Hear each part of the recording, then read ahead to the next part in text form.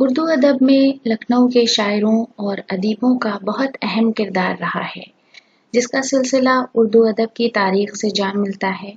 ہر دور میں اور ہر عہد میں اردو زبان اور ادب کی لکھنؤ کے شاعروں اور ادیبوں نے منفرد انداز اور لب و لہجے میں خدمت انجام دی ہے۔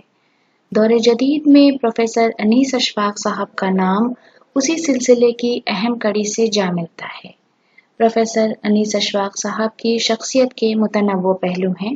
ایک طرف وہ ایک بہترین محقق، ایک غیر جانبدار نقاد ہیں، تو دوسری طرف ایک شاعر اور افسانہ نگار۔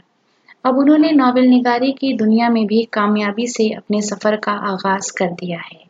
ایک کے بعد دوسری اور پھر تیسری کامیاب ناولوں کے خالق بننے کا شرف انہیں حاصل ہو چکا ہے۔ ان کے ناولوں کے نام کچھ اس طرح ہیں: دکھیارے، جو ایک ناولٹ ہے، خواب سراب، جس کے لیے انہیں ایوارڈ سے بھی نوازا جا چکا ہے، اور تیسرا پری ناز اور پرندے، جو نیر مسعود صاحب کو ڈیڈیکیٹڈ ہے۔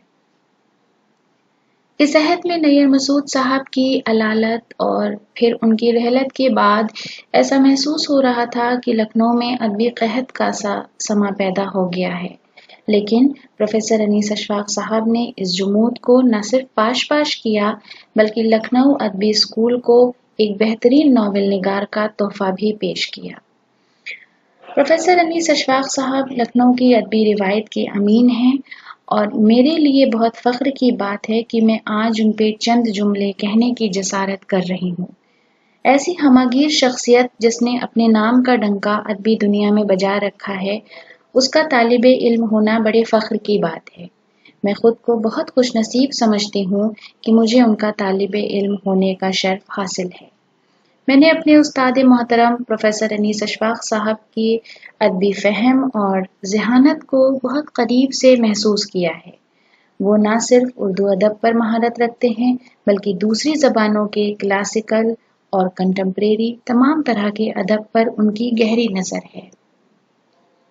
انہوں نے اپنی ادبی فہرست میں سفرنامے کو بھی شامل کر رکھا ہے۔ ان کا بہت کامیاب اور مشہور سفرنامہ یادنامہ کراچی ہے، جس کا ایک اقتباس پیش خدمت ہے۔ 50 کے دہے کے آخری سالوں کا ایک مہینہ اور اس مہینے کا کوئی دن ٹھیک یاد اس لیے نہیں کہ عمر اس وقت میری 5 یا 6 سال کی تھی۔ پرانے لکھنؤ کا ایک بڑا مکان جس میں دالان تھے، صحنچیاں تھیں، بڑے بڑے کمرے تھے، کشادہ صحن تھا، اور ایک طرف ایک بہت بڑا امام باڑہ۔ اس بہت بڑے مکان کا مالک طب کے پیشے میں اپنی مہارت کے لیے دور دور تک مشہور تھا۔ قدیم لکھنؤ کی شاہراہ پر اس مکان میں لکھنؤ کے بڑے شاعر، ادیب اور طبیب روز جمع ہوتے، لیکن ایک دن اس بہت بڑے، بہت قدیمی اور بہت مشہور مکان کے بہت بڑے پھاٹک کے آگے محلے کے لوگوں نے کئی تانگے دیکھے۔ پھر دیکھا کہ مکان کے اندر سے بڑے بڑے صندوق لے کر ان تانگوں پر رکھے جا رہے ہیں، اور اس کے بعد یہ بھی دیکھا کہ مکین اس مکان سے اپنے عزیزوں سے بغل گیر ہو کر بہتے ہوئے آنسوؤں کے ساتھ ان تانگوں پر بیٹھ رہے ہیں۔ اندر اس مکان کے میں اپنی ماں کی انگلی پکڑے اسے روتے ہوئے دیکھ رہا ہوں۔ وہ کبھی کسی سے گلے مل کر اپنے آنسو پوچھ رہی ہے، اور کبھی کسی کو سینے سے لگا کر زیر لب کچھ پڑھ رہی ہے۔ ایک کشتی میں بہت سے امام ضامن رکھے ہیں جنہیں تانگے پر بیٹھنے والوں کے بازوؤں پر باندھا جا رہا ہے۔ جب سارے لوگ تانگوں پر بیٹھ گئے اور تانگے سڑک پر آ کر ایک دوسرے کے آگے پیچھے چلتے ہوئے آنکھوں سے اوجھل ہو گئے، اور جب اس بہت بڑے مکان کے پھاٹک کو بند کر دیا، تب میں نے آنسو بہاتی ہوئی اپنی ماں سے پوچھا، سب کہاں گئے؟ وہ بولی، پاکستان۔ یہ کہاں ہے؟ یہاں سے بہت دور۔ یہ کہہ کر اس نے میرے منہ پر انگلی رکھ کر مجھے خاموش کر دیا۔ وہ مکان زمانہ ہوا اپنی شکل بدل چکا ہے، اور اس کے مالک نے دور کے شہر کراچی میں اپنا گھر بنا لیا ہے۔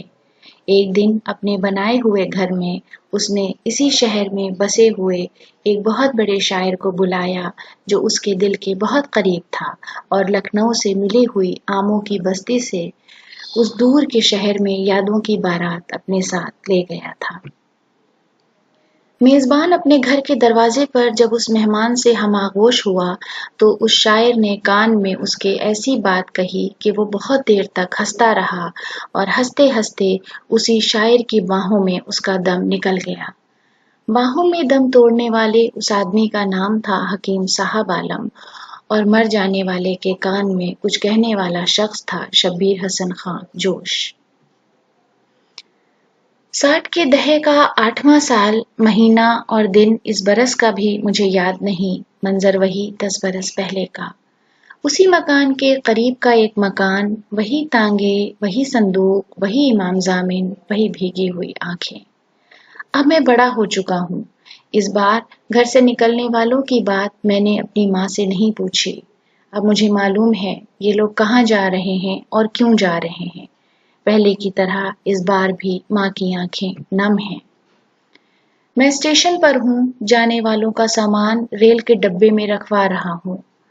گاڑی رینگ رہی ہے، ڈبوں کے باہر کھڑے لوگ نم آنکھوں سے ہاتھ ہوا میں لہرا رہے ہیں۔ گاڑی آنکھوں سے اوجھل ہو چکی ہے۔ میں گھر آ کر اپنے بستر پر لیٹ گیا ہوں، آنکھیں میری بغیر جھپکے چھت کو گھور رہی ہیں۔ پورے گھر میں سناٹا ہے، سب یوں بیٹھے ہیں جیسے گویائی سے محروم ہوں۔ گھر کو سنبھالے رہنے والی ایک بوڑھی گرا گوش خاتون جو گھر چھوڑ کر جانے والوں کی عزیز ہیں نہ خادمہ، میرے بستر کے قریب کھڑی پوچھ رہی ہیں، سب کہاں گئے ہیں؟ پاکستان، میں نے بہت اونچی آواز میں کہا۔ بہت دیر بعد انہوں نے لب کھولے اور پوچھا، کب آئیں گے؟ جب آپ اس دنیا میں نہیں ہوں گی، میں نے کہا اور چپ ہو گیا۔ امید ہے کہ آپ کو یہ خوبصورت سا اقتباس پسند آیا ہوگا۔ اگر آپ کو یہ پسند آیا ہے تو پلیز ہمیں سبسکرائب کریں، ہندی اردو لرننگ اسٹیشن۔ شکریہ۔